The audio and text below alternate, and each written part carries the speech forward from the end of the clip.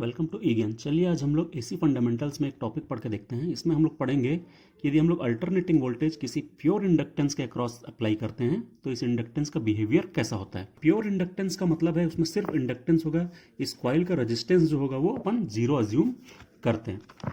तो चलिए हम लोग स्टडी स्टार्ट करते हैं। हम लोगों ने यहाँ पर एक इंडक्टेंस लिया है जिसका सेल्फ इंडक्टेंस एल है और इसके अक्रॉस हम लोगों ने एक अल्टरनेटिंग वोल्टेज वी अप्लाई किया है जिसकी value V is equal to V M sine omega T हम लोग अज्यूम कर रहे हैं। क्योंकि ये सर्किट क्लोज है इसलिए यहां से करंट आई फ्लो होगा।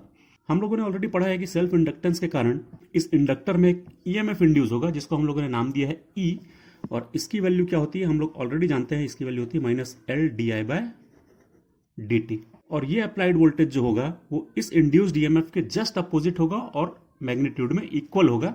इसलिए हम लोगों ने यहाँ पर नोट किया है applied voltage is opposite to EMF E, और अप्लाइड वोल्टेज को हम लोगों ने नाम दिया है वी, और चूंकि ये ई के अपोजिट होगा तो इसलिए ये इज इक्वल टू माइनस ई के बराबर होगा। चलिए हम लोग वैल्यू पुट करते हैं। ये वी की वैल्यू क्या है, तो वी है V M sine omega T, यहां पर अपन लिख लेते हैं, is equal to minus E की वैल्यू है minus L D I by D T. तो ये हम लोगों ने यहां पर नोट कर लिया। तो कितना हो जाएगा ये, यदि मैं इस क्वांटिटी को इधर लिखता हूं तो ये माइनस और माइनस प्लस हो जाएगा और ये हो जाएगा L D I by D T is equal to, ये वाली क्वांटिटी को हम यहां लिख रहे हैं V M sine omega T. हम लोग क्या करें, यहां पर डी आई को छोड़ के बाकी सारी क्वांटिटीज को इधर ले जाते हैं तो क्या बचेगा, डी आई इक्वल्स आ जाएगा V M by L sine omega T और ये डी टी।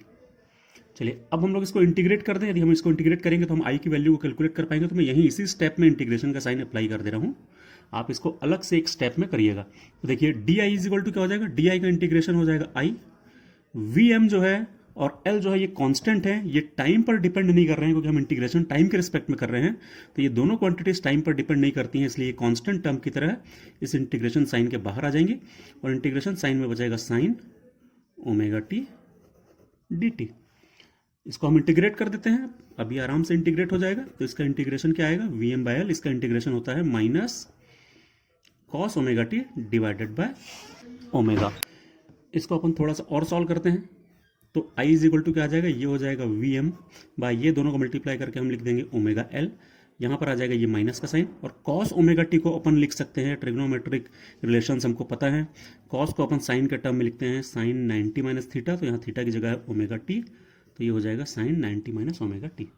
इसके अलावा हम ये भी जानते हैं कि sine minus theta is equal to minus sine theta होता है। तो sine minus theta is equal to minus sine theta को यदि हम यहाँ पर अप्लाई करें तो यहाँ पर देखिए माइनस साइन है, तो minus sine 90 minus omega T क्या हो जाएगा, वो हो जाएगा साइन ओमेगा टी माइनस 90, क्योंकि मैं इस माइनस साइन को यदि अंदर ले जा रहा हूँ, बचा क्या, यहाँ पर बचेगा V M by omega L is equal to I. तो हम लोगों ने कुछ नहीं किया, इस माइनस को अंदर ले गए हैं तो यहाँ पर माइनस साइन आ जाएगा, तो इसको अपन लिख पाएंगे ओमेगा टी माइनस 90। तो ये हो गई हमारी करंट की एक्सप्रेशन। एक इंडक्टेंस यदि प्योर इंडक्टेंस लगा हो किसी अल्टरनेटिंग वोल्टेज के अक्रॉस तो इतना करंट फ्लो होता है। ये करंट मैक्सिमम कब होगा, तो ये करंट सिर्फ तभी मैक्सिमम होगा जब ये साइन का ये टर्म मैक्सिमम होगा, क्योंकि ये तो सारी क्वांटिटीज जो है कांस्टेंट है, ये वेरी नहीं हो सकती, वेरी सिर्फ ये होगा टाइम के साथ साथ। तो जब ये वाली वैल्यू मैक्सिमम होगी तभी करंट की वैल्यू मैक्सिमम होगी। तो मैक्सिमम करंट कितना हो जाएगा, यदि करंट की वैल्यू मैक्सिमम हम लेते हैं जब इसकी वैल्यू मैक्सिमम लेंगे, और साइन की वैल्यू मैक्सिमम क्या होती है, तो हम ऑलरेडी जानते हैं कि साइन थीटा जो है जब उसकी वैल्यू 1 होती है तभी वो मैक्सिमम होता है, मतलब साइन थीटा की मैक्सिमम वैल्यू 1 होती है। तो इसका मतलब साइन ओमेगा टी माइनस 90 की भी मैक्सिमम वैल्यू क्या होगी 1। तो हम इसको यदि 1 ले लें तो करंट जो होगा वो मैक्सिमम हो जाएगा और उसकी वैल्यू हो जाएगी V M by omega L, जहां पर इसको हम लोगों ने 1 पुट किया है मैक्सिमम। तो इसका मतलब है मैक्सिमम करंट की वैल्यू क्या आ गई, वो आ गई V M by omega L. तो हमारा करंट की वैल्यू क्या हो जाएगी, तो करंट की नई वैल्यू हो जाएगी V M by omega L की जगह अपन पुट करते हैं I M sine omega T minus 90। तो ये हो गई हमारी करंट की वैल्यू, करंट का नया एक्सप्रेशन आ गया if the inductance is connected across N alternating voltage. तो इतना करंट उसमें से फ्लो होता है। ये जो फॉर्मूला है इससे हमको कुछ ओम्स लॉ जरूर याद आता है। ओम्स लॉ क्या होता है, उसमें I is equal to V upon R होता है, जहां पर आर एक ऐसी क्वांटिटी होती है जो करंट का अपोज करती है, वो एक कांस्टेंट होता है और वो करंट का अपोज करता है। तो बिल्कुल वैसे यहां पर भी I M is equal to V M upon ये जो क्वांटिटी होगी इसकी भी प्रॉपर्टी होगी जो करंट का अपोज करेगी, जिसको हम लोग क्या बोलते हैं, इसी वी एम को हम लोग रिप्लेस कर देते हैं एक्स एल से। जहां पर एक्सएल क्या कहलाता है, वो कहलाता है इंडक्टिव रिएक्टेंस। तो एक्सएल को हम बोलते हैं इंडक्टिव रिएक्टेंस और इसकी वैल्यू होती है ओमेगा एल। तो एक्सएल जो इंडक्टिव रिएक्टेंस हम जिसको बोलते हैं उसकी प्रॉपर्टी भी ये होती है कि वो करंट का अपोज करता है और इसीलिए एक्सएल की यूनिट होती है ओम। जैसे रेजिस्टेंस करंट का अपोज करता है और रेजिस्टेंस की यूनिट ओम होती है, वैसे इंडक्टिव रिएक्टेंस मतलब एक्सएल भी करंट का अपोज करता है और उसकी यूनिट भी ओम होती है। तो हमको एक यहाँ पर एक नया टर्म मिल रहा है, एक नया कॉन्सेप्ट मिल रहा है, इसको अपन जरूर ध्यान में रखेंगे, ये आगे हमारे बहुत काम आने वाला है। Inductive reactance is equal to omega L होता है और उसकी यूनिट ओम होती है, ये करंट का अपोज करता है। चलिए, यदि अब हम लोग वोल्टेज और करंट को एक साथ लिखे एक बार, ये जो हम लोगों ने वोल्टेज अप्लाई किया था वो क्या था, वो था V is equal to V M sine omega T, और करंट जो हम लोगों ने अभी अभी फाइंड किया वो है I is equal to I M sine omega T minus 90। यहां पर 90 डिग्री जो है उसको π/2 रेडियन से भी अपन लोग शो करते हैं। तो कई बुक्स में आपको 90 की जगह π/2 मिलेगा, दोनों सेम चीज है, ध्यान रखिएगा। 90 जो है वो डिग्री में है और π/2 जो है वो रेडियन में होता है। तो हम लोगों ने अभी डिस्कस किया कि V जो है वो V M sine omega T है और I जो है वो I M sine omega T minus 90 है। इन दोनों को देख करके हमको क्लियरली समझ में आता है कि वोल्टेज का जो फेज है वो 0 है और करंट का फेज जो है वो माइनस 90 है। इसका मतलब करंट वोल्टेज से 90 डिग्री लैग करता है। तो हम यहां पर नोट कर सकते हैं, current lags applied voltage by 90 degree. Lag कर रहा है मतलब पीछे चल रहा है। वोल्टेज का फेज 0, करंट का फेज माइनस 90। वोल्टेज पहले स्टार्ट हो जाता है, करंट उसके बाद में स्टार्ट होता है। यदि हम इसी को वेव फॉर्म के रूप में यदि एक बार देखना चाहें तो ये देखिए, यहां पर इस प्रकार से हमने साइनोसॉइडल वेव बना रखी है, जहां पे वोल्टेज जो है हम लोगों ने अभी भी देखा कि voltage V M sine omega T है और current I is equal to I M sine omega T minus 90 है। तो वोल्टेज का फेज 0 है, इसलिए वोल्टेज जो है वो 0 से स्टार्ट हो रहा है। तो वोल्टेज पहले स्टार्ट हो जा रहा है, ये वाली जो वेव है ये वोल्टेज की वेव है। टाइम t या फेज 0 से ये स्टार्ट हो रहा है। यदि हम इसको थीटा भी माने तो हम ये बोल सकते हैं कि ये 0 एंगल से स्टार्ट हो रहा है, जबकि करंट कहां से स्टार्ट हो रहा है, वो बाद में स्टार्ट हो रहा है। देखिए, पहले ये स्टार्ट हुआ, बाद में ये स्टार्ट हुआ, इसलिए बोलते हैं कि लैगिंग है। और कितने एंगल से लैग कर रहा है, तो 90 डिग्री से ये लैग कर रहा है। 90 डिग्री जब वोल्टेज ट्रेवल कर चुका होता है तब करंट स्टार्ट होता है। यहां से करंट स्टार्ट हो रहा है, तो ये वाली वेव जो होगी ये करंट की होगी। तो वोल्टेज आगे आगे चल रहा है, करंट उसके पीछे पीछे चल रहा है, इसलिए हम ये बोल सकते हैं कि करंट लैग कर रहा है। यदि हम फेजर डायग्राम के रूप में इसको डिस्कस करना चाहें तो फेजर डायग्राम बहुत आसानी से बन जाता है। वोल्टेज जो है उसका फेज 0 है, तो इसलिए हम वोल्टेज को रेफरेंस मानते हैं, उसको 0 एंगल पर बना लेते हैं, ये वोल्टेज हो गया। और करंट उससे 90 डिग्री लैग कर रहा है, तो इसलिए हम करंट का फेजर उससे जस्ट 90 डिग्री लैगिंग बना लेते हैं, ये 90 डिग्री है। और इस डायरेक्शन में चलने को अपन लैगिंग बोलते हैं। लीडिंग मतलब एंटी क्लॉकवाइज डायरेक्शन में लीड होता है और क्लॉकवाइज डायरेक्शन में लैग होता है। तो ये 90 डिग्री लैग कर रहा है करंट वोल्टेज से। ये हो जाए उसका हमारे प्योर इंडक्टिव सर्किट का फेजर डायग्राम। चलिए, अब अपन निकाल करके देखते हैं पावर। प्योर इंडक्टेंस के केस में पावर का क्या फॉर्मूला होता है, तो अपन सबसे पहले निकाल लें इंस्टेंटेनियस पावर क्या होती है। तो इंस्टेंटेनियस पावर को हमने स्मॉल पी से शो किया है, उसका फॉर्मूला होगा instantaneous voltage multiplied by instantaneous current. Voltage को हम लोगों ने अभी क्या डिनोट किया था, वोल्टेज को हम लोगों ने डिनोट किया था V M sine omega T. और करंट हम लोगों ने अभी क्या फाइंड किया, तो हमने उसको फाइंड किया आई M sine omega T minus 90।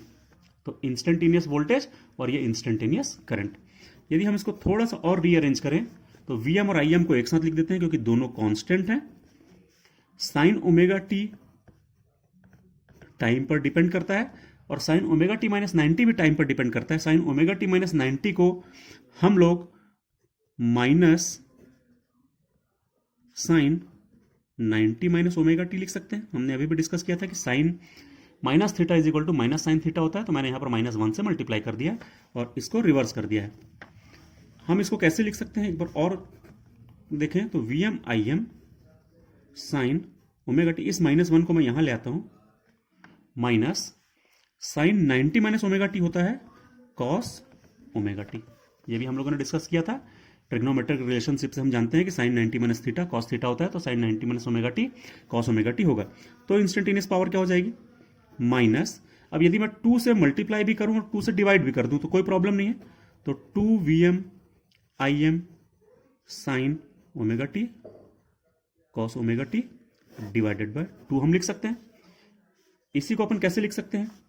इसको हम लिख सकते हैं Vm बाय 2 और माइनस साइन भी है 2 sign omega T cos omega T.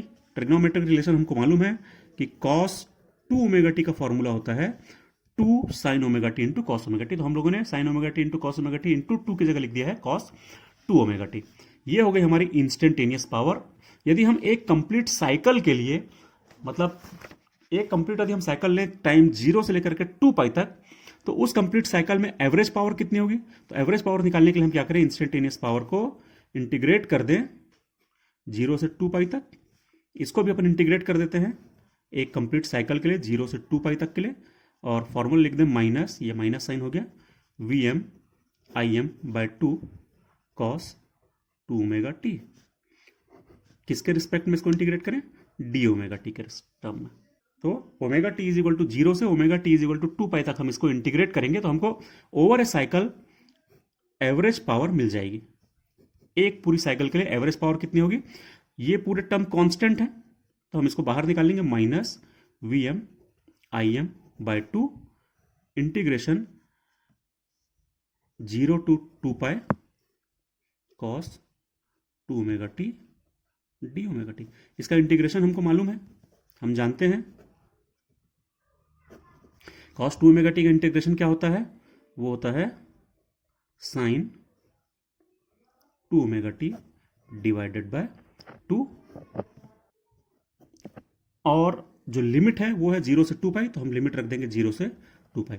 इसको सॉल्व करके जब हम देखेंगे और हम ये देखेंगे कि लिमिट हम यदि पुट करते हैं यहाँ पर 2 पाई पुट करते हैं तो ये हो जाएगा टोटल साइन 4 पाई, जिसकी वैल्यू होगी 0, और जब हम टी ओमेगा टी की वैल्यू 0 रखेंगे तो हो जाएगा साइन 0 और उसकी वैल्यू भी 0 होगी, तो इसका आंसर आ जाएगा कंप्लीट 0। तो मतलब average power over a cycle कितनी आएगी? 0 आएगी। तो ये डिनोट करता है कि किसी भी इंडक्टर के द्वारा एब्जॉर्ब एवरेज पावर जो होती है वो 0 होती है। इसका मतलब है कि इंडक्टर एक कंप्लीट साइकिल में कोई भी पावर एब्जॉर्ब नहीं करता है। तो हम लोगों को यहाँ पर कुछ इंपॉर्टेंट रिजल्ट्स मिले हैं। आज हम लोगों ने जो इंडक्टेंस का टॉपिक पढ़ा तो हमको क्या क्या इंपॉर्टेंट रिजल्ट मिले उसको फटाफट यदि हम रिवाइज कर लें। पहला रिजल्ट मिला है करंट जो होता है वो लैग करता है वोल्टेज से 90 डिग्री। दूसरा रिजल्ट मिला है कि जो total power absorb by inductor होती है वो होती है 0। और तीसरा एक बहुत इंपॉर्टेंट रिजल्ट मिला है कि एक इंडक्टिव रिएक्टेंस भी होता है जो कि अल्टरनेटिंग करंट को अपोज करता है, और उसका फॉर्मूला होता है ओमेगा एल और उसकी यूनिट होती है ओम। ये हो गया अपना complete study of behaviour of inductor on AC circuit. Thank you.